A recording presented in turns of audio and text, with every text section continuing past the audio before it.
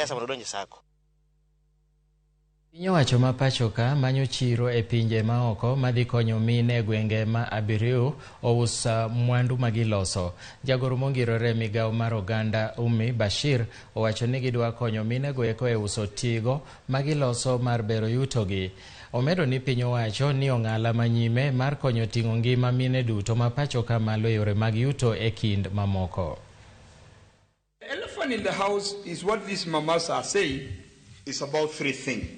I'm trying to listen to them, and I'm trying to remember how I have known Ushanga since I was young, that they are saying, number one, we need materials so that we can do the bidding.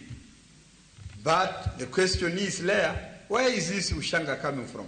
Are you all the way in Czech Republic? That is number one.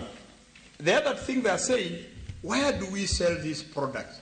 We need a shop. We need sheds. We need curios. The third thing that they want is the market for these products. Now that we have made this product, that we are traveling all the way to Czech Republic, and only one monopoly, an Indian person in Nairobi, is the only one that is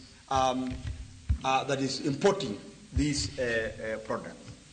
And then the last one is training. How do we train these ladies so that they can be able to now do this thing professionally, not the way they used to do. You know, they used to do it in their own culture. It was beauty, and it's still beauty when you see these, when you see anybody wearing this ushanga. We have to think ways around it.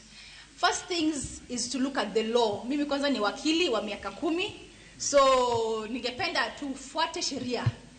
We look at the intellectual property, how we can patent, how we can make sure that hii ushanga ni yetu kama wa Masai. Na si wa Masai peke, si ni 7 counties.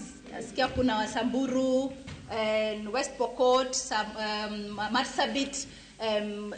We can work around how we can own it.